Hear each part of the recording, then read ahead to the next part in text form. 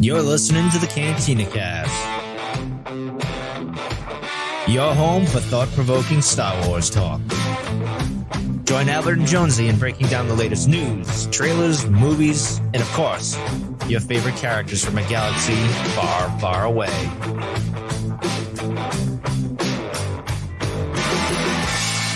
Hello, everyone, and welcome to the Cantina Cast. My name is Albert Padilla, and this is episode 346, Is the Galaxy Safer? So this is a continuation of our Mando question and answer show we did a couple of weeks ago. We decided that we finally put our money where our mouth is and take one of the supporter-submitted questions and turn it into a show. And boy, did we pick one that was a doozy. So to help me kind of get through all of this and break all this down is none other than Jonesy. Jonesy, welcome back to the show. Quite the morbid background you have today, but glad to see your smiling face. Yeah, seems fitting. You know, I feel safer in your arms anytime I see you. Come on, really? Man, your virtual embrace is all I need to feel more safe and more secure. All right. Well, that's going to set the tone for this episode, so I appreciate that. How you doing tonight? Doing all right, man. Doing all right. I'm sitting down for a change. So that's kind of cool. Yeah. Well, nice. Usually I stand like Albert, but I decided to sit tonight. Yeah. I'm excited. Good. How are you? I'm doing good. This is exciting. We're about less than a week away from season 2 of The Mandalorian. They had a little teaser trailer thing come out again. I don't know, not a whole lot there, so we're not going to break that down. But I'm pretty excited about The Mandalorian. It's all I've been really thinking about and talking about with many people outside of my own family here. Yeah, just a few more days. I'm super thrilled. It's almost like it snuck up on us again. I mean, it's weird how these things happen. You're like, okay, well, it's 2 weeks away. It's pretty much here. And then by the time Wednesday's going to roll over, I was like, holy crap, we got this thing in just a couple of days. And they released overnight, right? So early Friday, people could start watching this around, what was it, like 3 or 4 a.m., something? Yeah, something like 2 a.m., so around there. I think it was 2 a.m. if I'm not mistaken. So there'd have been like to compensate for the West Coast? Yeah, midnight West Coast time. So I will definitely stay up to watch those I did them like the last half of season 1, I was staying up till 3, 4 in the morning watching them. So I think I'm going to commit to doing that again. You're up that time anyway. Yeah, so. It's like a normal bedtime for me, so it's not a big deal. Bedtime. He's just getting warmed up, folks. All right. Before we get started, just a couple quick announcements. I know we can't normally shift this to the very end of the show, but I thought let me just throw it up in front in case anybody's tuning this out. And it's kind of really important. So just if you guys are liking what you're seeing here on the show with YouTube, please subscribe to the YouTube channel. That would help us quite a bit. And certainly if you're watching the show and want to listen to the podcast or take this and go with you or share it with other people, we do have the podcast. Please subscribe to that. Wherever you find podcasts, I'm going to not to go through the list. I think we're on just about everything at this point, but that shows us a lot of support, honestly, and it certainly helps us. So please subscribe before it's too late, so you don't miss anything. And then obviously with the live shows here, we love the fact that these are interactive. So we will at times jump over to the questions that are coming in. The comments are out there. We'll throw them up. You can get your name on the live feed as well. And these are all sitting in the archive on YouTube. So anytime you want to go back and watch these, you can certainly do that. But this show, more like as many of the other ones, as all of the other ones, these are meant to be interactive to some degree. We got to stick to the script, but to some degree, we would like to have more interaction there. And then lastly, before we get into this, again, a question was submitted by Fan Solo. So he was the winner of episode 346. And I'll read the question and let's just jump right into this. Unless you got something else you want to add here, Jonesy. No, man, let's cut to it. Okay. So Fan Solo, thank you again for your submission. The question is, hi, a Mando or maybe general Star Wars question I've been kicking around. The client says, is the galaxy safer now? Or something along that line. What do you all think about that? It seems like they are in a state of dystopia, but wouldn't the era of the Empire also be dystopian or dystopia? Was the High Republic the de facto period of normalcy for the galaxy, and it all unraveled from Order 66 onward? So those are the questions. And there's really kind of two questions here. There's the second part of it, and I think we'll tackle that because I think it's going to be kind of a quick answer. And that second part of it is, was the High Republic the de facto period of normalcy for the galaxy, and it all unraveled from Order 66 onward? So I'll give you my quick thoughts on that, and I want to hear if you feel like you agree, disagree, if there's anything else I missed here. But I think right now it's safe to say that it's going to be determined, and only because we don't know much about the High Republic. I mean, unless you're going out and looking at some of the stuff that's being teased, we still don't know the state of I guess, political affairs and the state of the galaxy at large. Are they at war? Is it mainly prosperous and peaceful? That kind of thing. What I think is going to be interesting, though, with the High Republic is, are we going to see or is the Empire, or not the Empire, is the Senate and everything that's happening on Coruscant, is that an extension of what life was like during the High Republic, or did something happen and what we're seeing is kind of this weird in between place where they're vulnerable, and that's why it was just kind of prime picking for somebody like Palpatine to come in and usurp them the way he did. But I think it's just right now, I think it's too early to say whether or not this is the de facto period.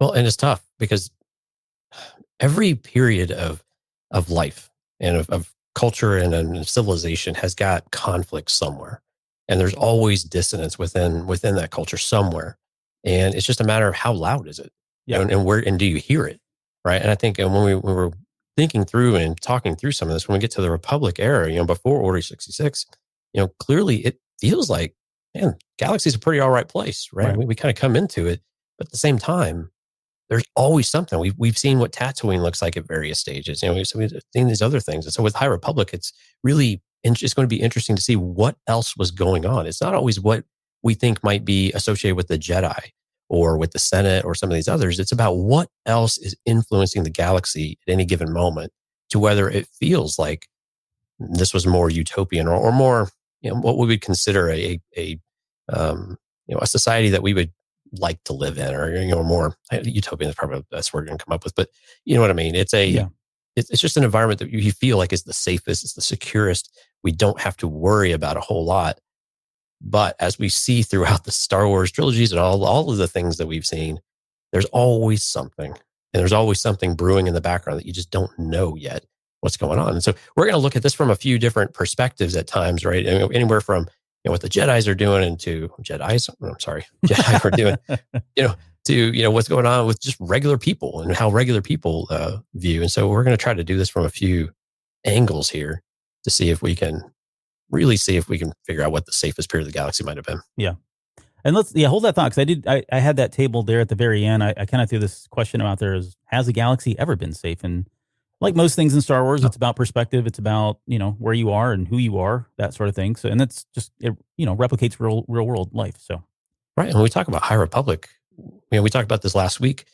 The Force itself is under assault now. Mm-hmm. So, I mean, that sounds pretty serious. That doesn't sound utopian. Right. If you're the everyday casual person just doing their 9-to-5 job, working in a spice mine, or no, probably a bad example, but living on Tatooine, the fact that the Force is in disarray or, being contested, who cares? They don't care. Their life is probably just fine or not, but it's not impactful to them.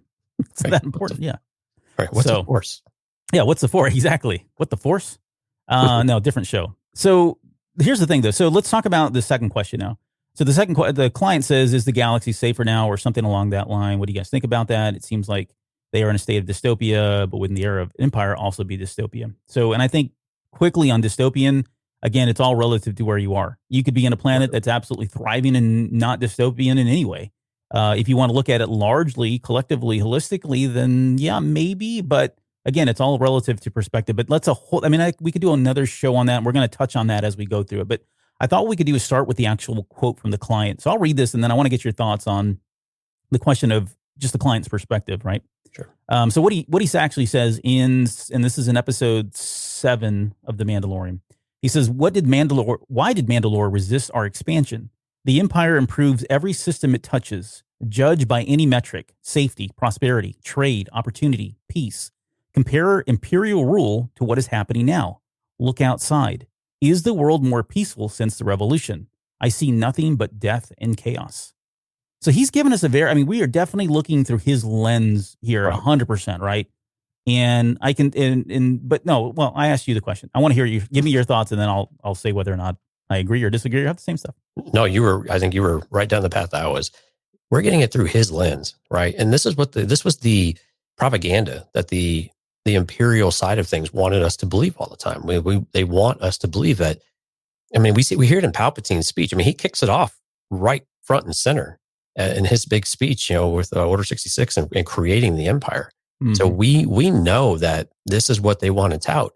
And as we're going to walk through, we have to really walk through what is coming before the Empire to really understand what the Empire offered in the first place. Right. And so he is going to think this because he was indoctrinated through this, most likely. Right. He's a little bit older guy, but presumably he was already, he's already an adult, probably an older adult doing whatever he did. He's part of the system. Right. He was already part of the system when the Empire came in, and he just flourished from there because he got on board really quick. Yeah. So, but yeah, that's the thing though. I mean, from that perspective, that was their goal, but it's the why. Why were you trying to pursue that goal? That's always the make or break. That's always the thing that matters most is why are you doing this? Mm. Because, it's the age old thing. Does the end justify the means or so on and so forth. Yeah. So there's an interesting conversation within all of that. But yeah, so we're going to kind of walk through why the Empire even seemed like this in the first place so that we can try to answer the question a little bit better. Yeah. And you had this other question here about is he just butthurt because he lost in his status and rank? And I think that's 100% true. I mean, he's he's fallen from grace for the most part. I mean, everybody that's part of the Galactic Empire. We'll touch on this later too, because I do want to we're going to get into some of like the Shadow Council, Brendel Hux. We'll get into Ray Sloan a little bit. We'll throw a little bit. I don't want to kill everybody with that stuff because I know not everybody goes and reads the novels. So I do want to try to stick to the movies and some of the more popular canon stuff. But I think there's some good context there that will help flesh and tease this out a little bit better, so you can get a better view of what things were really like post Empire and what the Empire was like at that point. But he was probably considered as part of these remnants, as is Moff Gideon, right? Even though he's never been mentioned in canon books. But yeah, they're all kind of reeling and trying to find their place and get their foothold. And is the Empire around?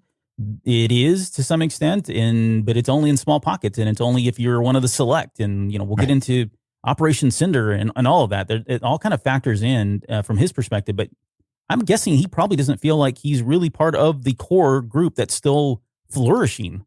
And they still are. I mean, they're out doing their own thing, and they're, hiding and running away and resisting the rebels resisting the New Republic at every turn. But by this point, I mean, we're so many years past now that, there's not many of them left. So, yeah, I think he is really hurt, the fact that he's lost everything at this point. And we've talked about it many times. Look at his stormtroopers that he's got running around. He doesn't have the pristine. Yeah, they're all ragged, and they may not even be stormtroopers. He may just commandeered them and said, "Here, throw this on." This dead guy left it behind, and I need more people. So he's hired them. They could be locals for all we know that are posing as Transformers. Sorry, wrong podcast. That was for you, Yakko. Yep, there you go. Posing as stormtroopers because that used to mean something to people. And if he's trying to flex his muscle on these people that don't know any better, not completely in tune with what's going on galactic events wise, they see stormtroopers, right? Maybe that it's intimidating to them and so because it meant something. Who knows? But yeah, I mean, he's on this back hole planet too. I'm sorry, Navarro doesn't look like a whole bunch. No, right? Yeah, he's been given this might as well be Tatooine or Jakku or something, right? Not happy to be there, right? Why does everybody want to go back to Jakku?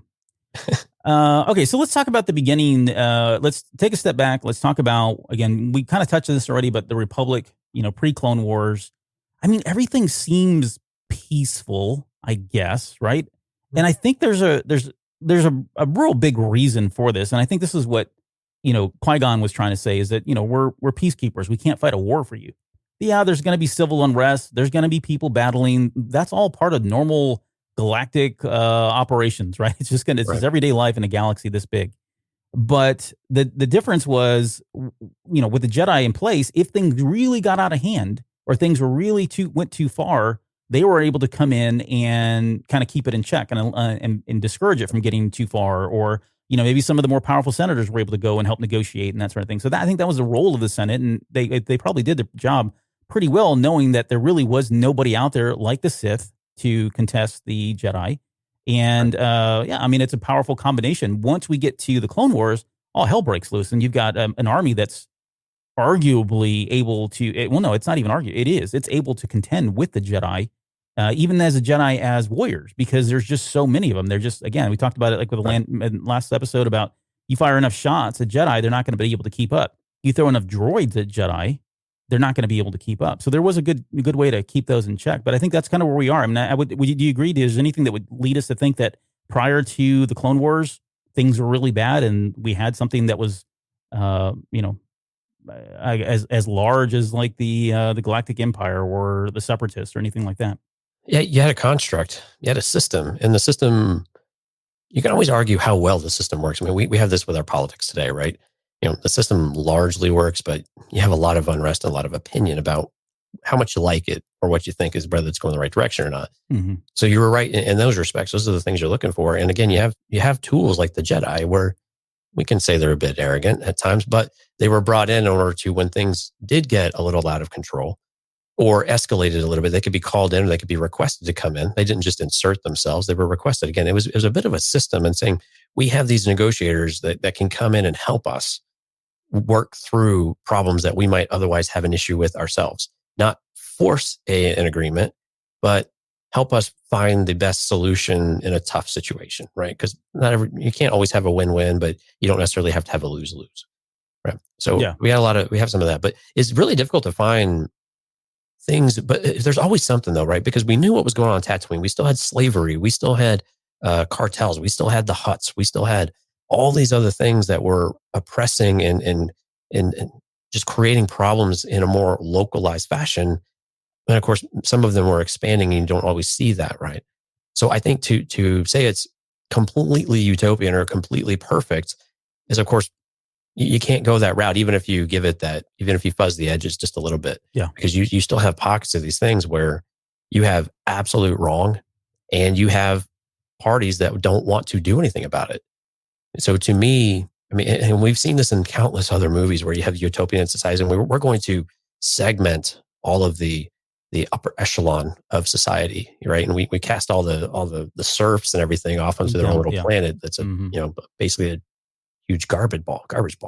So we've seen these types of things, but anyway, so that's kind of how I view it. I mean, you can't always see it as just what we have in the core, right? And we so badly want to equate everything of how Star Wars is to what's going on in the core, whether we feel that. And then we, of course, get these really great storylines outside of it that seem indifferent at most. Often they don't really have an opinion most of the time. They just want to be left alone. But the reason why they'll be left alone is because they're not always doing things that they should be. Yeah. So let's fast forward then just a little bit. So we get to and this is where I think most people, I shouldn't say most, I don't know if it's true or not that most people don't realize this, but at least in some of the conversations that I've had on this topic before, we got to remember that the Clone Wars went on for a very long time. It impacted a lot of different people, right? So you think about like the here's a good example, the Martez sisters, right? We saw them at the very end of the last season of the Clone Wars, and we got to see firsthand and hear firsthand about what were some of the downstream impacts of a war that lasted this long, that led to a lot of violence in a lot of systems. And there's countless examples. I mean, you go watch the Clone Wars series, right? You've got a lot of people that are just tired of this. They're not in the middle of the battle, but they are feeling the impacts, whether it's the loss of personal lives or financially, economically, socially, right? They're getting dispersed. People are leaving. There's all these things that are happening, and it's impacting their lives. Even though they're not a part of the war, they've been having to deal with all the repercussions of that for a number of years. Right. So when somebody like that has been living that way for so long, and suddenly the war is all over, and the people that are now in charge are declaring we won and we're going to protect you. And oh, by the way, I look a little different, but I'm going to change my name now. I'm taking a different title of the Emperor, but don't worry, we're going to keep you guys safe. And you don't have to worry about any of this anymore. None of this will ever happen again. The Jedi were the problem. We got rid of them. At this point, we are going to keep you 100% safe. We have the means, the power, the reach to do so. You got to think a lot of those people were thinking, thank you, right? This is a savior. Even if, again, they're not even involved in some of this stuff that's happening. They don't care if they're out taking money from these 20 planets that are light years away, right? As long as somehow they're benefiting from it and they don't have to worry about this crap going on, they're probably looking at this as a pretty good deal, right? They're probably looking at them as saviors to some extent. Absolutely. And you have to remember, a lot of these planets that were engulfed in war were peaceful. They didn't have this. They didn't have these things going on. Some of them didn't even have really civil unrest. They were, sometimes not even overly populated planets. So you have this, and I think that's what the perspective you got to bring in also is that it's not only are they tired of it, but they didn't have this stuff for millennia before. Some of these planets had it figured out. Yeah. And for this now to show up on their doorstep, and they're like, what the hell? We didn't do anything, guys. Why are we fighting here just because we had to pick a side because of whether or not we were associated with the Senate and so on and so forth? So you have that, and then you move into, we're just tired of this. And you are absolutely right. The Palpatine did such a great job of, even though he was prolonging the war, he did such a fantastic job of keeping his image spotless. right? And showing the people that he was always trying to do something else. It hurt him personally that something was happening that was going on. Man of the people. Yeah, exactly. I mean, he came from the people, right? He always had this demeanor of maybe not to us as viewers, but to the general public, you could probably see that they probably think he was a very humble man and very humble person that was, only wanted to do what was right. And he was aligned with Naboo, and Naboo's a very peaceful planet. And they were able to work all this thing out with the Gungans and everything. So the perception of all of that. And then when he comes in and says, look, we're done. We're ending the war. We've won. We've found out what the problem is. There's no question about what we can do. We're going to restructure. Yeah, I'm going to take this extra power. But, I already had it for a while anyway. Yeah. And people are going to be like, well, he ended the war. I mean, he kept it going for 8 years or something like that. But yeah. I mean, when whoever's left standing to tell the story is how history is written, right? Right. History is written by the victor. By the victor, and whoever's actually alive to write it. Exactly. Right? And so, and we know the Empire was basically rewriting the history books. We know for a fact that they were rewriting the history books on purpose, especially with the Jedi. And so you can't ignore any of that.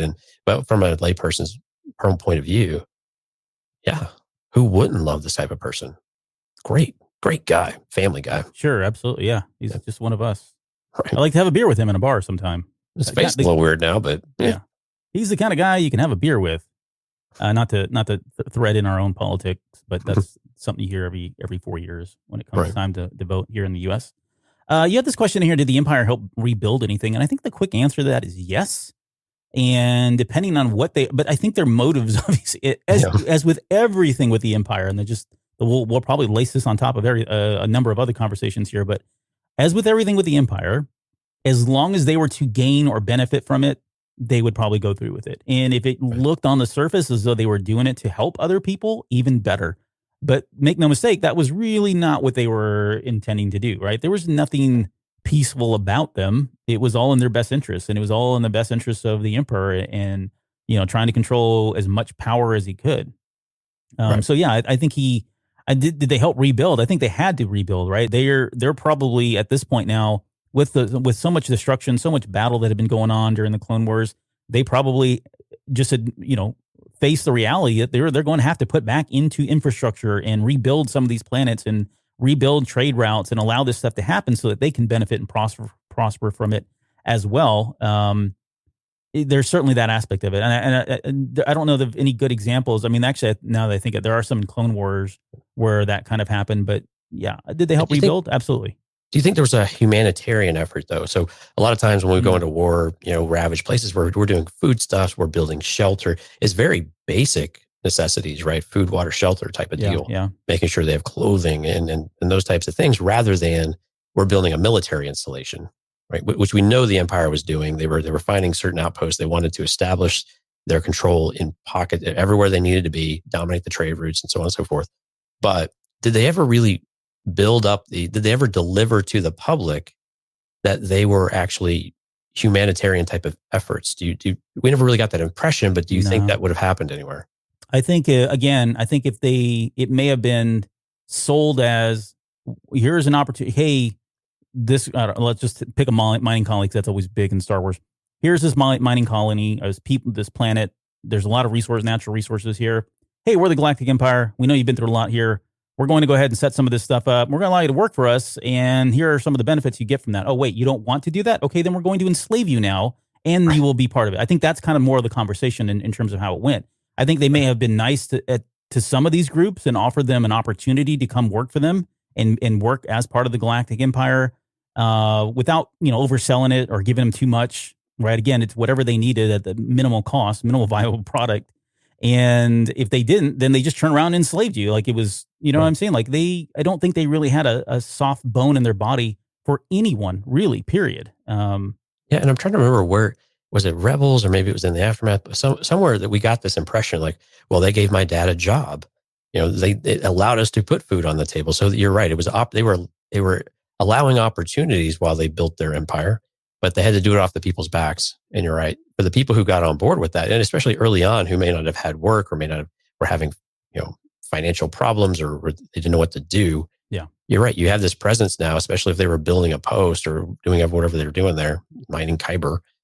Then you had a place to be. You had a purpose now, and you had a way to provide for your family, and you didn't have to, wander throughout the world or through your part of the world to figure out how you were going to feed yourself day to day. Yes.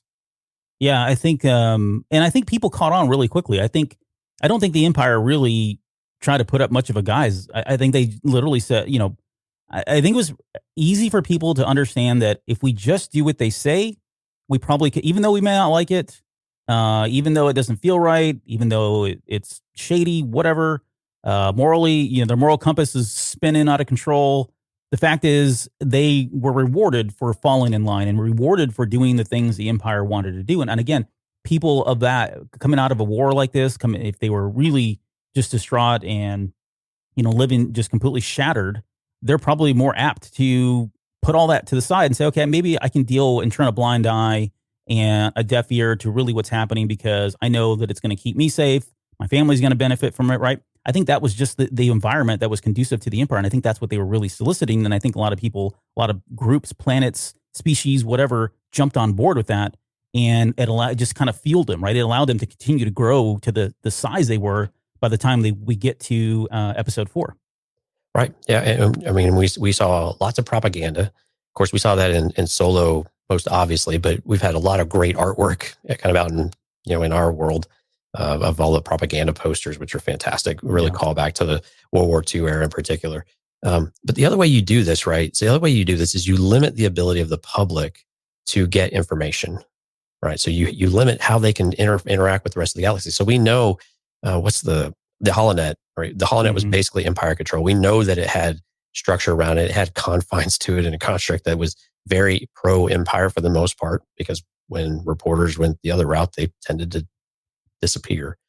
So you had periods of it and you were able to get some, but like we saw in Solo, you have the way that they managed travel at the very core, just travel in general, was nothing like we saw in the Republic, where you're able to get on a transport, go freely. Clearly we have a very confined, and again, we're a little closer to rebellion era by this point. Yeah. But they've got the clamps down on you, and people are feeling this. And you're right. The people who are just like, I just want to get by, I don't want to make any trouble, they probably care less, because if you're not in trouble, then why do you have to fear them? And they're just there for your safety and security. It's all the ruffians that we're trying to weed out. Yep. And I quickly, Nate Carty, the Empire did nothing wrong. Yeah. He's a big, I know this guy. He's really into the Empire constantly. And you can make your case, buddy. At one point we want to debate this. We can do it offline here, but we'll get to that. Don't worry. We'll prove that they did a lot wrong here in just a few minutes. Let's see. The other thing, another question you had posed out there was, when did the Iron Fist of the Empire finally emerge, reveal itself? And I think really, I don't think until, I'm going to guess, probably after the events of Solo. Only because, and no, that's not probably true. It probably happened before then. But I think what really was the catalyst was the uprising of Saw Gerrera and his, what were they called? The Believers, the Dreamers, right? Saw Gerrera and the Dreamers were probably the first part of it. I think they were such a thorn in their side that they really started to tighten their grip, the Empire, to kind of squash that before it became anything more than what it was. And then once you have the events of like Rogue One and then Solo, all of the rebellions finally starting to pick up steam and be declared as a true rebellion, and revolution begins. I think that's when they finally were done. So any and all nice air quotes guys that the Empire went out the door that minute that happened. I think they were done taking names, done working with people. And at that point, their power and their reach was so far and so strong that they had the ability to just kill people at will. I mean, that was Vader's MO. Right. Didn't like what they did, didn't do what he wanted, you're dead. I've got more people in line. We'll just continue to exercise their power and continue to rule with fear, as Moff Tarkin did. I mean, that was his whole thing, right? At that point, he even says it in episode 4. Fear will keep the locals in line. And why he eventually just abolished the entire Senate. Right. And I think you've got, so we'll call it 20 years between Order 66 and where we pick up in A New Hope. I have a feeling it probably only took 3, 4, 5 years for people to start wearing a little bit thin and really start to have a clearer focus as to what the empire was really up to and what it was really all about. They probably felt they felt that gratitude early on, and they were willing to accept it. There were probably some positive things happening, but they started to feel that oppression pretty quickly. And we saw this a bit in Solo. Just the way of thinking. When he's talking about they're invaders, and he's like, well, I'm pretty sure we're the invaders, right? The Empire's the invaders. Yeah. Their planet. Why are we here? Yeah. What is it that's so valuable about this place? And you start to see the focus of what the Empire is about and what they're what they are wanting to accomplish and what they're doing. Now, we didn't know all of the things about the Death Star for quite a while from a general public until Alderaan. I mean, really, but even from that respect, from us, if we were to kind of make believe a little bit, we don't know a whole lot about what they're doing or how they're going to do this giant weapon. And are they really capable of that? And why the hell would they even need this type of thing? So it's not on the radar of anybody that would have any idea that they were capable of doing anything else. And they were like, okay, we're going to have pockets of unrest. We have people who aren't happy because of what the Clone Wars, where it ended up, and I think we're going to get some of this same response and reaction when we get to the rebellion too, because the tolerance of some of this stuff really depends on where you're from and what you're experiencing in that moment, right? If you're a core planet person, being, alien, whatever, viewing the BS happening in Tatooine, you're like, well, less civilized people, they kind of, they're a little backwater planet. I don't care about them. We handle things the proper way here in the core. Yeah. We're civilized, we're educated and things like that. But yeah, I think it probably took I'm guessing probably 5 years or so for people to really catch on that something doesn't quite feel right. Yes. And it took longer for other places than others. So I'm like, Coruscant, I know we had the special edition, and the special edition had all the chaos. I still have a feeling Coruscant probably cared so little about who was in power. Things always operated and always ran. That's kind of my general opinion of some of the core worlds. But others, felt it a lot more strongly. Absolutely. So moving forward here just a little bit, we get to the events of Rogue One, and that we're starting to really kind of see the whole.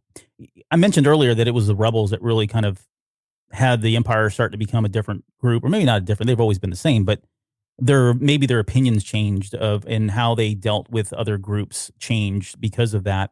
That was certainly it. But I think at the bottom line, and I don't want to overlook this, the underlining really catalyst for a lot of this stuff, and you touched on it, was really the Death Star, right? They were trying to get all the resources that they need. And this thing's massive, right? We don't even realize the scope of it. But Ahsoka was a good example of, right, the Ahsoka novel, talking about how they were even food, right? We think about all raw materials and all this stuff that they need to build the thing. But Ahsoka was kind of smart. I think E.K. Johnson did a really cool job of saying, okay, yeah, but realistically, they also need a way to feed people. And in the Ahsoka novel, we find that the Galactic Empire is out there forcing people not into mining slave camps, but to their army, taking food from different planets because they've got to feed an entire space station. So yeah, I mean, there was a lot going on there, and they couldn't allow for delays. They couldn't allow for any of this stuff to get in the way. So again, that was really what was expedited this. Now you tack on the rebels and the events of Rogue One prior to that, and you've got them hurrying and scurrying to get the Death Star up and operational as soon as possible. Because with that, I mean, who's going to touch them, right? It is the ultimate kind of firepower in the galaxy at that point. So, right. And Saw Gerrera is such a great point. I'm glad you brought that up, especially as we get right into the Rogue One, where you have that connect. You can view them as an extremist party for pretty much the entirety of their existence, right? I mean, they're kind of like, I mean, they were like a mini rebellion in their own way, right? Yeah. But they were extremists, but they knew something was very, very wrong early on. Now their ways of going about it, of course, were much more destructive and more idealist and aggressive. But we also see the seeds of the rebellion within that as well. And it's just a spawn off of this, more militaristic idea of it. But the rebellion got there. They have to. At some point, you have to fight the strength of the empire with something, because throwing sticks and stones at them doesn't work, or having 20 or 30 people doesn't work. Well, unless you're in Rise of Skywalker, I guess 20 or 30 people work. Right. But yeah, what's that mean? Anyway, but yeah, I think Gerrera is such a great example, though, of you have people who know what's going on. But again, from a rest of the galaxy, when they see this, either A, they're so far removed from it that they don't care and they don't necessarily think it's a problem, or you start to view them as the problem. Like, well, why are they coming in here and doing all of this stuff? This doesn't make any sense. And people of Jeddah and everything might think it's more of a historical place and all this, and they have no idea that they're mining kyber or anything else there. Exactly. They have no idea what's going on beneath their nose until you get a single reactor Death Star blast that wipes your city out. Wipes your city out. Oh, that's why. Okay. Oh, yeah. Reality check. Big wake up call. Another one. Yeah, sure, no problem. Okay, so that I think let's pause there. Let's stop that. That's kind of like that's the pre-discussion before the discussion. And the reason we wanted to do that was just kind of talk about, again, what the events that leading up until, we get the fall of the empire, because we all know how that plays out, right? But I think that hopefully sets the stage to kind of talk about what the downstream impacts of all of this suddenly leaving. And maybe just really kind of recap it all. You've got the empire as big as they are. They're huge. They're massive. They have nobody to check them. They've got planets, they've got clans, species, entire races, all falling in line with them, doing things they normally wouldn't do, but because they're benefiting from it, are okay with it. So from that perspective, you've got a lot of prosperity that's happening. It's not morally right. There's a lot of things that they're doing wrong, but you think about all of just how intricate this web is of people, this infrastructure that they've created now, and it's all about to get pulled out from underneath them, right? It's all going to go away. And so there are going to be some huge impacts as a result of that. We know that. Right. So before we get into that, I want to do this very quickly. I wanted to actually get into some real world history, because the Galactic Empire is essentially a dictatorship, right? You've got a single ruler. Whatever they want kind of happens. And and we know Lucas based a lot of this on Nazi Germany. And so I wanted to just kind of talk about some of the real world events that happened and some of the real world things that happened post World War II that set the stage for what we're going to see with the New Republic, and how some of the checks and balances that were supposed to be in place when the empire fell out that may have not allowed people to be safe or be prosperous, even though this horrible enemy, this ugly face, was suddenly gone from the galaxy. So quickly, we talked about Germany, World War II. That's kind of, think about from that perspective, this is the empire, right? First off, there was something called the Nero Decree, which is what Hitler declared right at the very end. He was already losing. This is at the very end, tail end of the World War II. The first event happened in Paris, right before they liberated Paris. He actually commanded that they burn down like the Eiffel Tower and a lot of the infrastructure, because he did not want the Allies to be able to use it. This parallels what we see with Operation Cinder, right? Palpatine was already out, and he gave his last commands of, before I go, burn it all down. This was a scorched earth mentality of Hitler, and Palpatine's was scorched galaxy. So on top of that, there was things like, and with Hitler, again, it was like art, it was infrastructure stuff, anything and everything that he could burn down, because he didn't want the Allies to use it or be able to use it to benefit from it in any way, tear all that down, including the stuff that really was kind of on the surface, like art and all that. That was okay too, because it was just another, middle finger to them. Now that he was gone, should he be gone, he'd be able to do that. We saw the same thing with Palpatine. So not only do you have the infrastructure of the Galactic Empire gone, but you have the Galactic Empire, the remnants of it, turning around and destroying their own planets, right? We saw that with Iden Versio, right? When you go back to Battlefront 2 and what was happening with her planet, there was innocent lives that they were just killing and destroying throughout all of it. So you've got more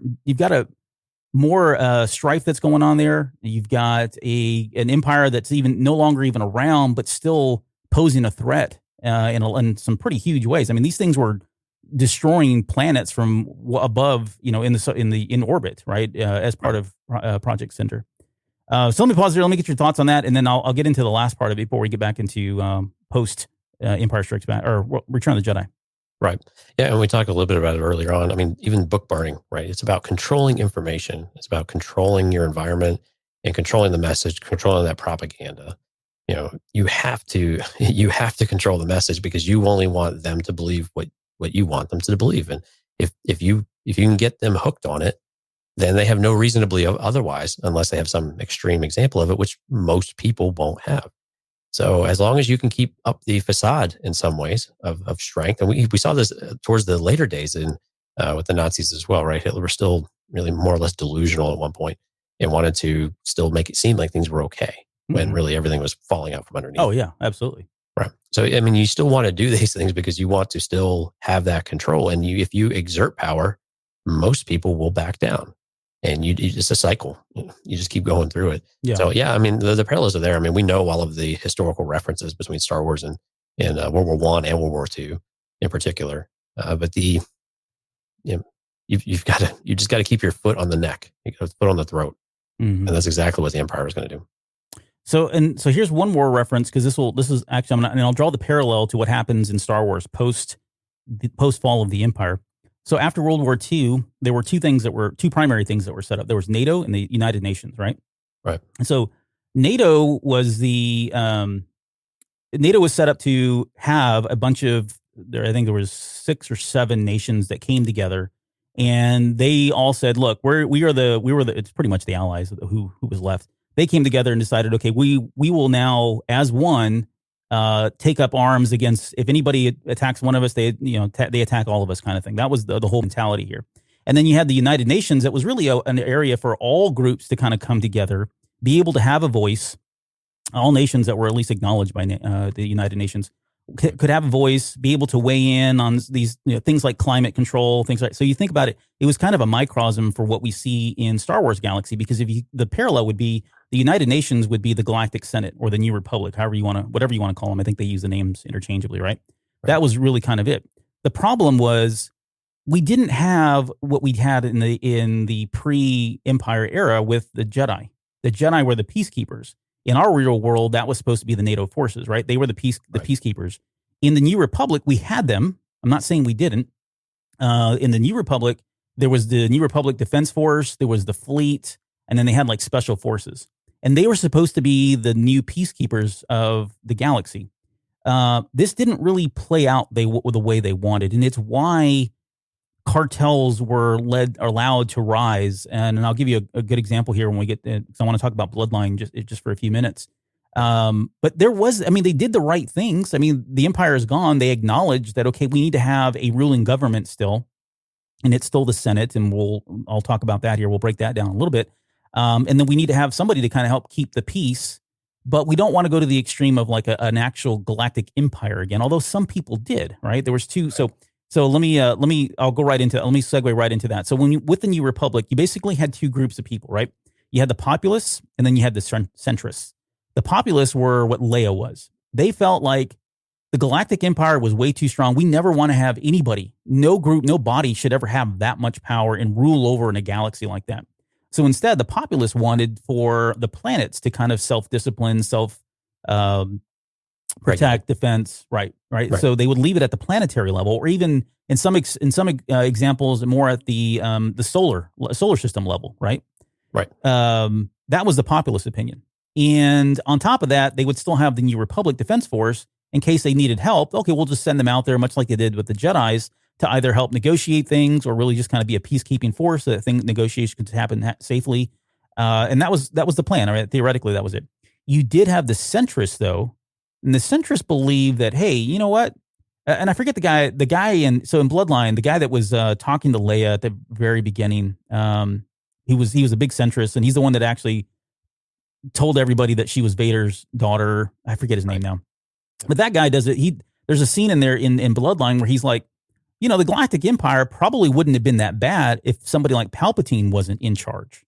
And it really sets Leia off. Like, she's like, what are you talking about? Right? You can't have somebody. And what the case he was trying to make was, and it's much like Anakin in episode 2 in Attack of the Clones, when they're out in the field and he's talking about it. He's like, well, just have somebody rule over it, right? It's just that simple. It's that easy. He was kind of the same opinion that there's really nothing wrong with having a galactic force, so long as the person that's running it is a good-willed person, and there's goodwill there, not somebody that's a psychopath like Palpatine. And I'm not going to argue whether he's right or wrong. I don't think he's right. I mean, I think the power breeds, power corrupts, and that's kind of essentially what I think what Leia was thinking is you can't do that. At some point, it's going to fall out, right? The bottom's going to fall out, and things are going to be horrible. And then what do? You've got somebody with that much power, this big. There's nothing you can do about it. But so that was kind of that's where we are, I guess, at this point, coming into the Mandalorian. At least that's the state of the New Republic. That's the state of the two more popular groups and what they're supposed to do. So any thoughts there? And then I'll jump right into the next part, which I want to talk about, like the Shadow Council and some of the real world examples where I felt like, okay, this is not working the way they envisioned it. Right. And we have these same debates, state rights versus federal rights. Yeah. Right. I mean, it's these types of things. And when it comes to defense, we all kind of get on board with the thing. Okay, the United States is the United States, and we will then deploy wherever we need to go. But from a fundamental local government, what's best for the people, and this is the idea, right, of the systems kind of governing themselves a bit, but they're still part of the greater galaxy and the greater influence. This is much like going to Washington D.C., where they all go and then they all talk, but they do what's best for their local constituents for the most part. Well, yeah, that's the idea. But like you said, it doesn't work when you have one person in charge, and that's it, because absolute power corrupts absolutely, right? Mm-hmm. And so, and even the purest of people will succumb at some point. It's the idea. We can all probably argue that, hey, if you had Leia in charge, she would never be. Well, no, she had Force type of ability, so you're absolutely going to be tempted by the dark side and things like that. But also, checks and balances are important. Yeah, you can't have one thing without something else to help control and manage all the different things going on. This is what the New Republic had a really hard time to try to figure out, and I think we're getting that idea in the Mandalorian when the New Republic is a joke. Bloodlines really does a good job of this, of saying just how much in disarray the New Republic governing body really is when it comes to agreeing on damn near anything. They just can't. And more importantly, they won't, because they've got all of these people working in their own self-interest, which it continues to be the problem, right? With corruption and everything else, you have people working in their localized self-interest.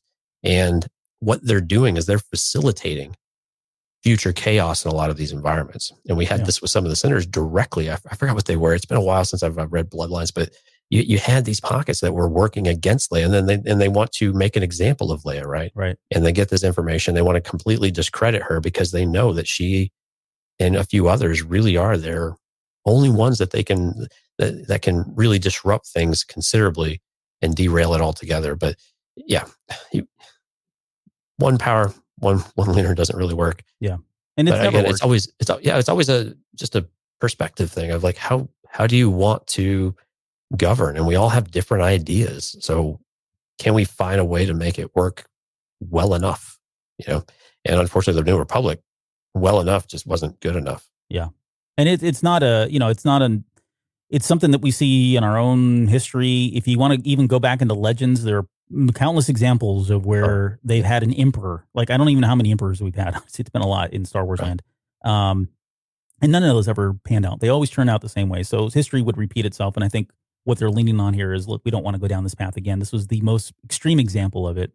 Although in Legends, back to SWTOR, there was one that was probably arguably just as bad, but that's not important. Okay. So well, hold on. All right. So we do have a lot of fans that like the Legend stuff. So let's touch just for a second, Albert. Yeah.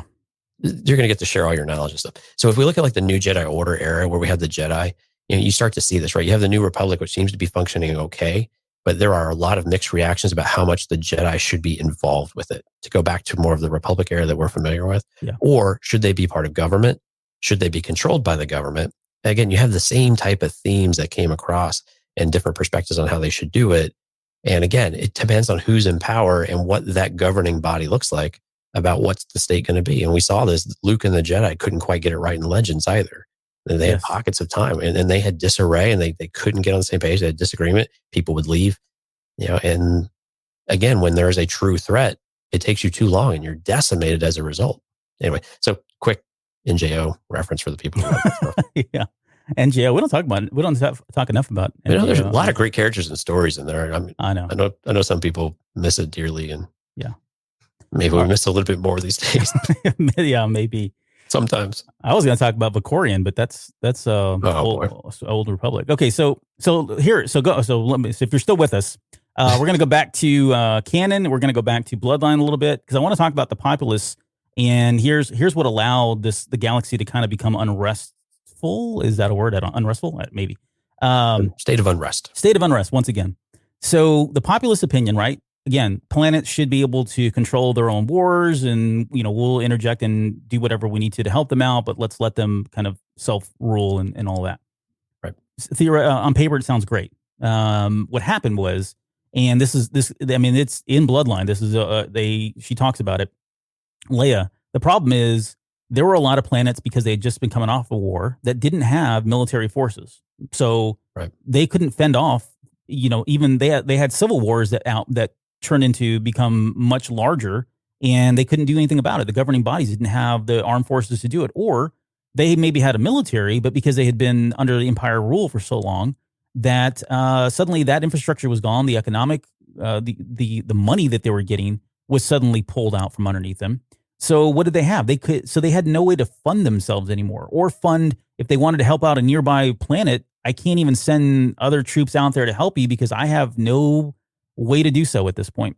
So what? And the New Republic was supposed to go through with two things. They made two promises, and this is there's a moment in there where Yendor of Ryloth, he's a Twi'lek. He comes up to very early on in Bloodline. He comes up to the Senate and he's pleading his case, and he's basically saying, "Look, you guys made two promises, right? They promised that the organized crime would not be as powerful as it was during the age of the Empire. They acknowledged that the Hutts were in power as much as the Empire was, depending on where you were, and they acknowledged that they were not going to allow that to happen ever again." Okay. The second thing was they were going to put in financial regulations and have regular patrols that were meant to protect the galaxy from these crime syndicates ruling the trade routes, right? So this all even goes back to the Clone Wars stuff and what was happening there. Well, the New Republic didn't fall. They did it, and I think they say they did it in some pockets. They did really well with the first one. They never did well on the second one. And so what that allowed to happen was you had more cartels start rising up in power, like the Niktos, right? The Niktos were at constant war with the Hutts, and those are the guys with the little horns all over the face, and if you know what I'm talking about. The dude from Resistance. Yeah, there you go. Yeah, exactly. The one that everybody hated. Everyone hated, yeah. But those are the Niktos, right? So they're in particular, one of them rose to power. And what was his name? I've already forgot his name. Rin Rizindi. I forget. That's not his name. Rin. You can't spell it. You can't say it. No, it's Rin. I didn't even write it down. It's Rin Rivindi. So yeah, Rin Rivindi. Okay. So Rin Rivindi was a cartel leader, and he rose to power really fast. And this was happening all over. I mean, that was an extreme example because he was getting money that was funneling to him from the First Order and from Snoke, essentially, or Palpatine, however you want to look at that. And so he was able to rise to power immediately. And, that's why he came over to Ryloth to say, look, how did you even allow this to happen? Our planet, we can't even do trade. We're in dire straits. We really need somebody to come and help. And that's what eventually led Leia to go out there. And that's the whole beginning of Bloodline. But that speaks to where we are right now. Things are so not peaceful, depending on where you are. There may not be opportunities for prosperity and wealth and all these wonderful things, even though the Empire is not around. A lot of the bad stuff that was going on just shifted, right? It either shifted to other groups or got dispersed into smaller groups that the New Republic wasn't capable of maintaining. And again, these planets, these solar systems couldn't maintain it themselves. So it allowed this stuff to breed and fester and start to become really out of control. So I don't want to close the show here yet, but just from that perspective alone, I can't say that the galaxy was really any safer, right? We weren't really any more prosperous. There wasn't any more opportunity. It was just, I think it depended on where you were and, who was in power and who was influencing you in your galaxy in your solar system or your planet at the time. It just was different, right? The Empire was gone, but a lot of the same threats, a lot of those same obstacles, I guess, that got in the way of all of those were still there.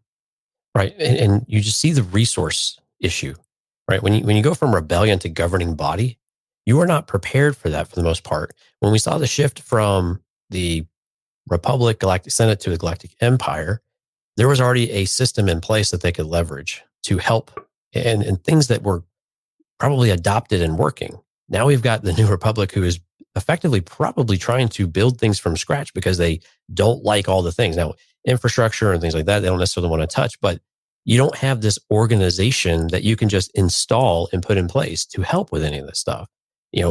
what happens when the cartels start dominating the trade routes and start limiting this? And then you've got supply problems, which we heard about in Bloodlines as well. You have all these restrictions going on because there's just not enough to go around.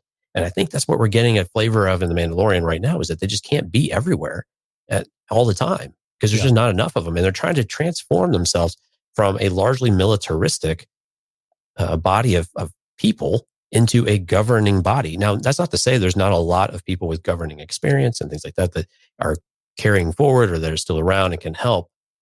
But were they part of the problem previously as well? But yeah, you can't, if you can't deliver on your promises, people are going to lose faith really, really quickly. And unfortunately, with these revolutions, they are usually not ready to govern. We've seen this countless times just in the last 30 years of my life of growing up with the stuff in the Middle East, in transfers of power and things. And we see how well it works sometimes, or often it just doesn't. Yeah. And so I imagine the New Republic is very similar in some ways. And this is where you get the rise of these groups that, they've always been there. We know the Hutts were always there. We know Black Sun's been there, but they just evolve into something different. They evolve into something else that they have to be, because there's always opportunity for those people to work the in-between space.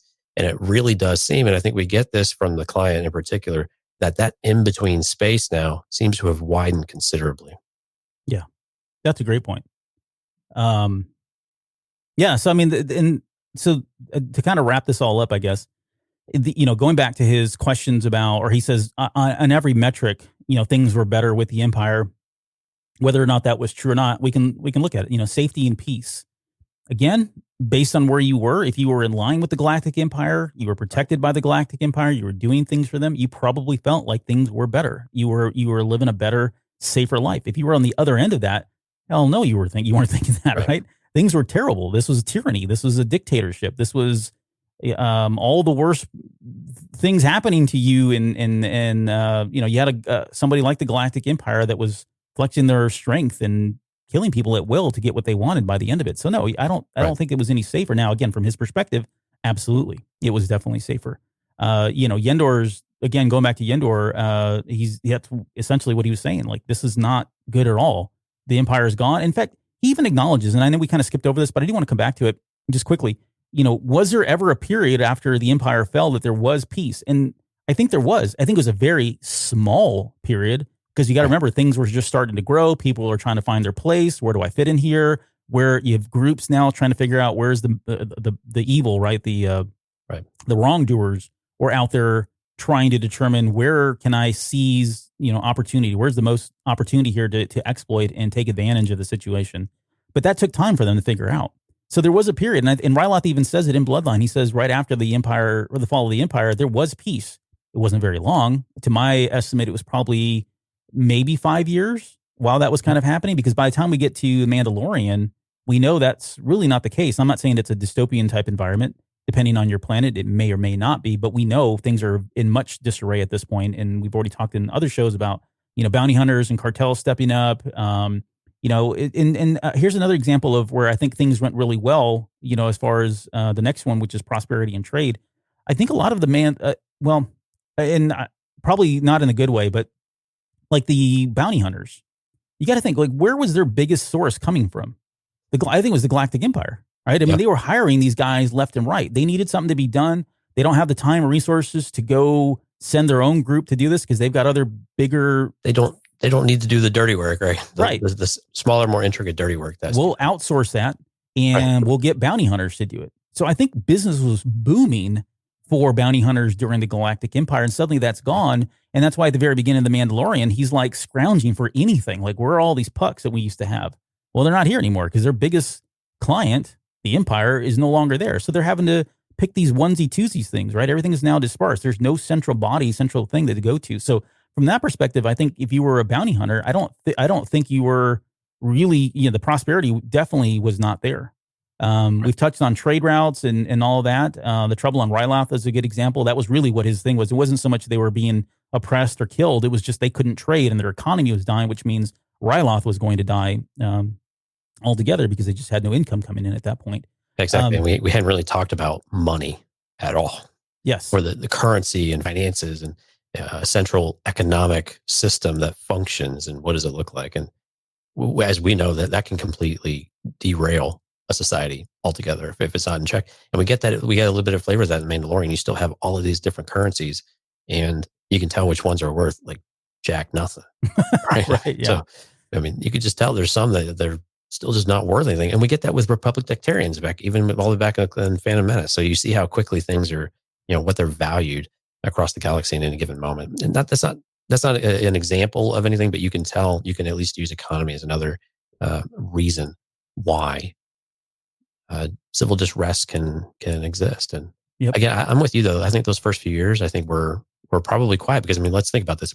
Palpatine could shut down the war literally himself, literally turn off all the droids, literally decommission the clone troopers and disassemble the or put the armies at bay or whatever he wanted to do, manage them down and really eliminate probably 90+% of conflict with one word.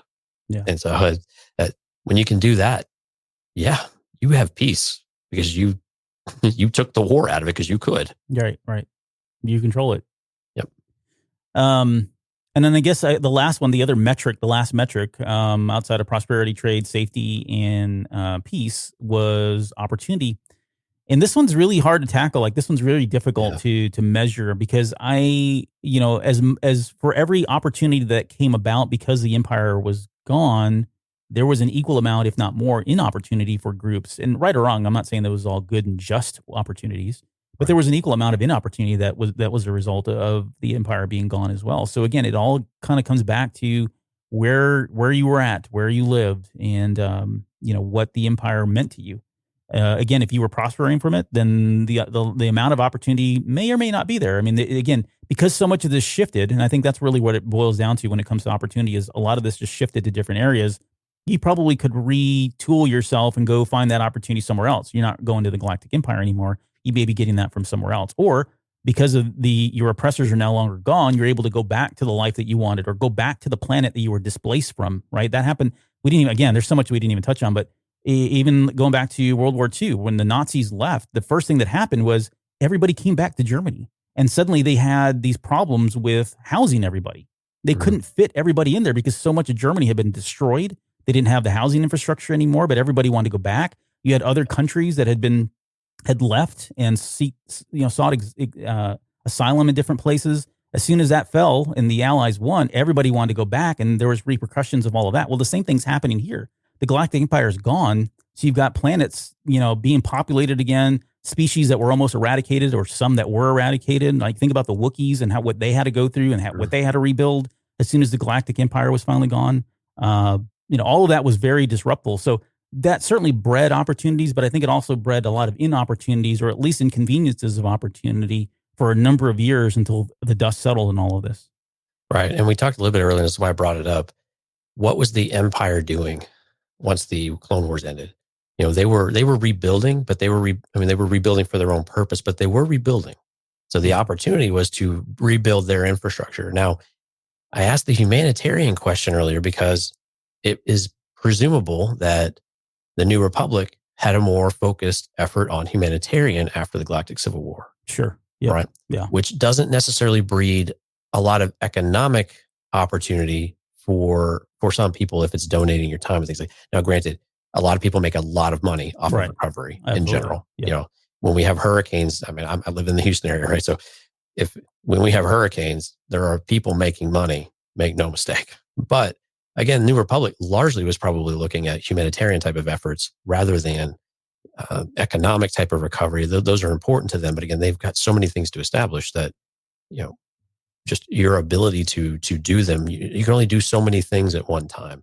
And I keep seeing this, and it took them so long to get organized to the point where they're already falling apart by the time we get to the Mandalorian stage. Yeah.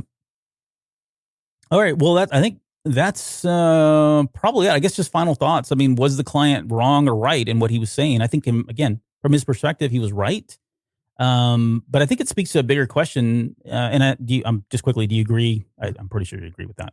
Yeah, generally. I mean, perspective matters, of course, but I think generally you're going to have to agree with them. Yeah. So the other question that came about, and we were just talking about this before we came on the air, is, I mean, has the galaxy ever been safe? And I think the quick answer to that is probably no, because it's just too big. And I know we said earlier, yeah, there was probably a time in there. I think there's pockets of it where it's not as bad, but because it is so big, it is so expansive. And again, it's all relative to who you are and where you are. You may or may not feel that. And, I don't think it's not fair to say just as a general statement that the galaxy, during the time of the Empire or before that, after that has ever been safe, because there's just, again, too many things going on, too many things at play, and too many civil war and civil unrest and all that. Right. At some point it bubbles up and it gets to the point where it becomes more impactful, and people from across, neighboring solar systems and all that start to feel it. And that's when, it feels like, okay, things aren't really okay. But yeah, it's just too big. Yeah, no, I agree with you. I think it comes to scale, right? Of when you've had major conflicts with the Clone Wars and then with the Galactic Civil War, you have these massive scale to where everybody can agree that there is unrest pretty much galaxy wide. Right. Very few pockets of where there's peace or there's just nothing going on. They exist, but the war comes to their doorstep eventually. Yeah. And we see this, and this is repetitive. This happens a lot in Star Wars because it's interesting. But yeah, I think it just comes as a scale thing. I mean, when there's less going on, it feels like everything's fine. But we know there's pockets of more than not fine like we saw with on Tatooine with slavery and things like that. We know there's a lot of things not right in the galaxy. So it doesn't mean that things are always safe. They might be safer, but there are enough other things going on with cartels, with trade, with bounty hunters, or whatever else is going on. There's always something that makes the world an unsafe place. It will never be safe. Right. It can't be. Our environment can never be safe. It will never be safe because people are people, and we all are trying to do something, and we all have different ideas and different agendas. Right. So and as long as you have free will, hello Force, then to go back to our very first show we ever did. Yeah. But yeah. I mean, it's just one of those things. As long as you have free will, it's just a matter of at what point does it feel like the entire galaxy it's not safe enough to where you feel like you don't know if you can go anywhere and feel safe, rather than just this pocket over here or that planet over there's got problems, but ours is pretty utopian. Exactly. Yeah. Well, so again, thank you, Fan Solo, for the question. I think this is the first time. Well, I shouldn't say it's the first time because we've done it before, but I love the fact that we were like in this show, we talked about the Old Republic, the High Republic. We talked about Bloodline, Empire's End, Saw Gerrera. We talked about, we touched legend stuff, and we talked about everything. And I thought hopefully it was, hopefully we did a good job of explaining. Hopefully it was coherent. Yeah, right. More than anything, we just like talking about all this stuff. So thank you for the question. Again, that was awesome. It was really good conversation, at least from my perspective. Again, my perspective, I thought it went really well. I thought it was peaceful. This is the cool thing about Q&A though, right? When we do the Q&A, you never know when you're going to get, and we've had this countless times, and we've just never really, I don't know why we haven't followed through on it. Yeah, I know.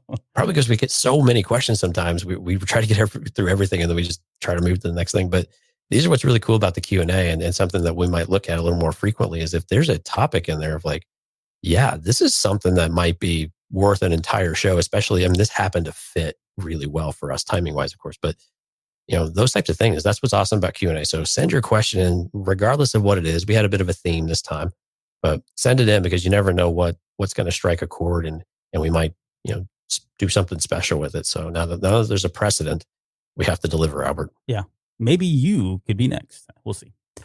All right. Before we get out of here, if you don't mind, just stick around just real quick. I want to acknowledge some feedback that we recently got here. Do you have Jeff's here? You want to read that real quick? Oh man. Yeah. So our buddy Jeff, J-Dubs, he's a Patreon long time with us. So he sends us tweets every once in a while. This guy is super clever. So the calmness, casualness, and incredible detail in which they discussed so many killing devices had me retroactively nervous for the time I spent with them at Celebration Chicago. Frankly, I feel blessed to be alive. Worth a listen. So Jeff, you are an amazing human being. Thank you. Yeah, right out of take one from Han Solo's book. That was in response to the "Weapons Are Part of My Religion" show that we did when we were talking about all the ways to kill Jedi. So hopefully, maybe that came across worse than it did or should have, but I thought that was or we got the message funny. across. Oh yeah, we got the message. Yeah.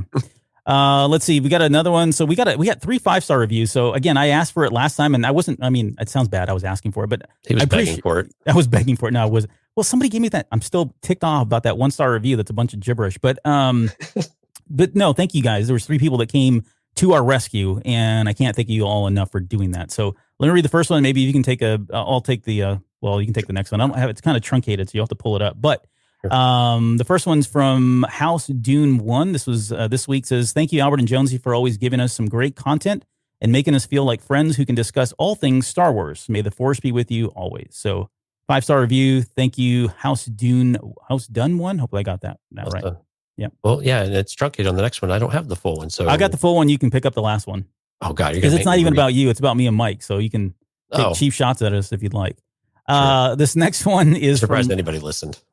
Right. This one's from Rogue 4. It says, can't say enough positive things about the 2 level-headed adults having a thoughtful conversation or discussion about Star Wars and its galaxy. Feels like you're grabbing a beer in a quiet bar, chatting about a mutual passion. So, I mean, I don't know. That's about he's talking about you and me. Yeah, no, that's me and you, right? For sure. Okay. Hopefully, I don't know, but that's about as good as a review I can think of, because that's how I hope it comes across, that we're not dictating and saying our opinion is, right or wrong. But yeah, so thank you. That was Rogue 4 5-star review there. And you got the last one there? Yeah, from one of the longest names we've had a review from. So Samuel Ray Graham 9293. That's fantastic. That's a whole new level of Stormtrooper name. Yeah, right. Entitled Star Wars Saga, again, 5 stars. Thanks so much.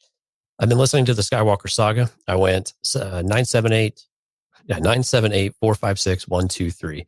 I know, weird, but I had reasoning. Anyways, I finished 4 now and then starting 5. And I guess I expected more on 4 and the original trilogy, but we will see what's to come. However, while listening to 4, have you guys ever heard of Harmy's OT Blu-ray? Theatrical cut with Blu-ray quality. It's magnificent. No 97 crap or Disney Plus edition. If you haven't, you should definitely check it out. Harmy's 4 and 6 are unbeatable. I will say, though, that the special edition of Empire is perfect mainly for the Wampa and Emperor scenes. I cannot speak tonight. Anyways, I sound very cynical, but I loved the show. Thank you. So what he's talking about is, and not always people are aware, there are fan cuts and fan edits of the movies, right? And then there's Harmy, but go on. And I'd argue there's some that are as good. Still pretty good. No, you're right. Yeah. I'm a huge fan of Addy One's stuff that it takes forever to work on, but yes, they're fantastic. Slow, but yeah. Right. So just generally speaking, to make sure. So thank you for the review, and thanks for taking so much time to write such a long one there for us of how you're going about doing this. The fan edits of the movies, basically, they take the movie. Some people are trying to clean up things, so like the pink lightsabers and whatever. They're trying to do some of that, but other times they're trying to take Jar Jar Binks out of Phantom Menace, things like that, right? Or they are restructuring the movies in certain ways to fit whatever is more of their interest or whatever they feel. Yeah, their narrative. Yep. Right. And so they're very interesting. I highly recommend people to go out there and try to find them. They're not, you have to kind of go through the back doors of some of this stuff, but they're out there and you can find them, you can download them. And they are interesting to see other people's takes. And it might be closer to what you believe in or what you like or enjoy. But I'll let you talk about Harmy specifically, because he is Harmys are a bit of a special case. Yeah, so to answer your question, yeah, I've been following him for a number of years. I know he's had a lot of different releases, but essentially you've got somebody who's so passionate about the original trilogy and not cool on the fact that Lucas went in and did a lot of things. And again, this isn't to argue that it's right or wrong. If you like the special editions, great. I went and saw them at the movie theater. I can't even tell you how many times. But there are people that feel like, and I'm going to call them purists. I don't know if that's probably the right word, but it's the one that comes to mind right now. And they go to great lengths. And I'm not even talking about just, we'll just edit this here and there. They are taking original prints and they're splicing stuff from the Blu-ray. They're taking the best of all worlds, if you will, from every version, all these different versions, the Laserdisc version, they're cleaning that up, enhancing it to certain, enhancing the resolution on these things, cleaning up jagged lines. And really what they're trying to do is just kind of give you a very purified, if you will, pre-Disney, and this is just in the case of Hammy.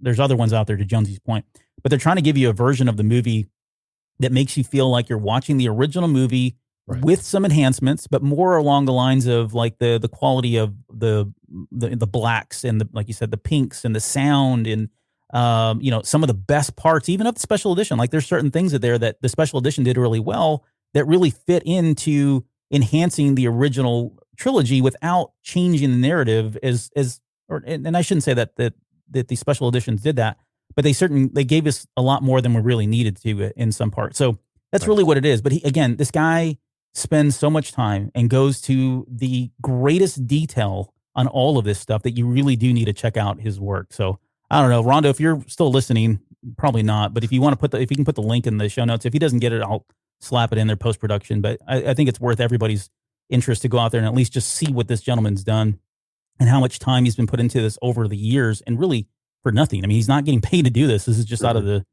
his kind of his hobby, but it's just amazing stuff in terms of what he's done. The extreme of some of these people, they will actually go and shoot scenes. They will cast. It's fantastic, just so they can get a more robust picture too, because we know that the budget was, especially for A New Hope, was so confined, so constrained, so many problems that they can only show you so many things on screen at any given moment. So some of them go back and actually give you more X-Wings, more TIE fighters, whatever it is, just so you have this greater. I mean, we saw this with special editions when Han and Chewie, go down, and there used to just be a handful of stormtroopers. Now we've got a whole, battalion, whatever it is. Full of them, or hangar full of them. Things like that. I think while we can argue about whether Lucas's version of that was as successful with that, some of these other ideas are done in a more subtle way with these that are, again, like you said, enhancing. And I prefer adding one for the most part. They're more enhancing what you have while staying true to the material, rather than actually splicing the movie and doing this. Sometimes they will replace the Emperor, right? Or they will do this, or they will have a better cut of something and they'll clean it up, like you said. So it's really, really cool how they've done it. There's a whole list of them. If you just go out there and Google Star Wars fan edits, you're going to find a ton of them. And all of them, there's some that are really similar and some that are just off the wall. Actually, I've got one of Rogue One that basically cuts the movie into a 50-minute clip. Has a crawl. They put John Williams music in it, which I actually think is I thought was not as good. Actually, I like the original music. Nice. Yeah, but they put a crawl in, and it's really cool because the crawl will actually catch you up to the movie for all the beginning part, which is a little slower, and then just skip right to basically the Battle of Scarif for the most part. Yeah, so you have a 50-minute movie, 50, with a crawl, and it's actually epically fantastic. It's great. Yeah. And that one you can go find online and download yourself. You don't have to do anything special about it. Just do Rogue One. I mean, to each his own, but there was nothing wrong with Rogue One. So knock it off, guys. No. And again, but if you're trying to get to the the nuts and bolts of it, the meat and potatoes, it's really, but for the people that were a little butthurt over not having crawls and stuff, it really does kind of fill a gap for you. And if you like that and you miss it, you have something that you might enjoy at the very least. So thank you, Star Wars fans everywhere, for being anally retentive and for knowing better than the rest of us. Yeah. So we can all enjoy it. Thank you, everyone. Yeah. And thank you, Samuel Ray Graham 92, 93 for that review. Again, that was the shows that Rondo and I did for Skywalker Saga when Jonesy was out. And I'm glad he liked them. So I know hopefully we finish strong for him. There's one in every bucket. Yeah. All right. Before we get out of here, let me just this week, I should say, we're going to turn this around pretty quick, Jonesy. Sorry. But we've got the Mandalorian season 2, the final hype episode. We're going to try to record that this Tuesday, October 27th. So in 2 days time, that'll be kind of like what we normally do on the Cantina Cast, just before a major release of a TV show or a movie. We try to go through all of the speculation. We'll give you some of our crazy speculation picks of things that, maybe that are far out there. Some of the things that we think are realistically going to happen based on what we know. We'll do that with no spoilers, too. I don't want to spoil anything. So if you are trying to go in pure, then probably don't want to tune into the show. I hate to say that. But if you guys are and want to help speculate with us, then please join us on that show. It should be a lot of fun. And then finally, our last show, or our next show after that, is going to be this Sunday coming up. So we're going to record the shows on Sunday nights, 2 days after the premiere of each Mandalorian episode. So the next show after that will be Sunday, November 1st. That'll be the Mandalorian Chapter 9, whatever it's called. We don't know yet. So I just know that it's a long episode from what I've heard in the rumor mill, but I don't want to spoil anything. So yeah, those are the next two shows. So hopefully you join us for that. We're going to be talking about a lot more Mandalorian here. And then somewhere in there, we've got to interlace the High Republic stuff because that's starting to creep up on us pretty quick. But we'll figure that out later. All right. Quick shout out to all the people who joined us in the live chat. We have Music Train, Katya, TJ, Steph, Connor, Nate, Kayla, thank you guys for all showing up. We really do appreciate it. If I missed someone, I apologize. I can only see so many things on the screen at one time. But thank you guys so much for coming out. It really does mean a lot to us. And thanks for all the feedback and comments. Yes, it's been great. So yeah, hopefully if you're listening to the show or just catching us after it's been recorded, you'll join us on the next one, which will be Tuesday. So any final words before we get out of here? No, let's do it. All right. We'll see you guys here in just a couple days to talk about the Mandalorian Final Hype.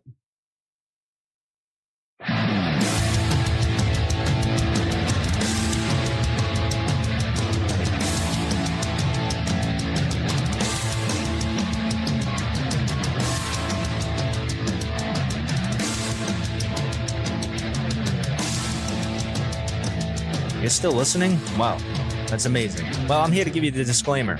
Normally we do a big, long, drawn-out disclaimer thing saying what's what and who's what and all that other stuff, but I think you guys kind of know that Lucasfilm and Disney have no affiliation with us at all, and we have none with them.